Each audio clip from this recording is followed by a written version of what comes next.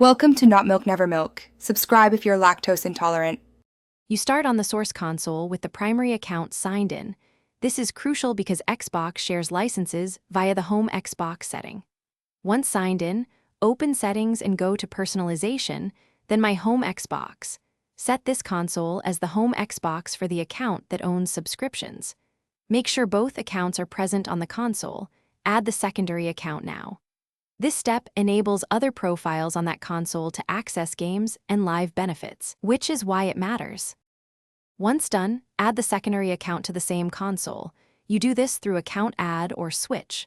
Sign in briefly and check privacy settings to allow multiplayer, downloads, and content sharing so nothing is blocked. Next, return to the primary account and download any shared games or apps if needed, then switch to the secondary account and launch one title.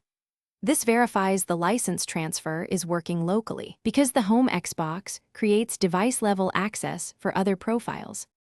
To finish, verify the Home Xbox remains assigned to the sharing account and that subscriptions are active. This is often the cause if games won't start. If you hit issues, power cycle the console, check your network, and sign out then back in on both accounts. This forces a license refresh.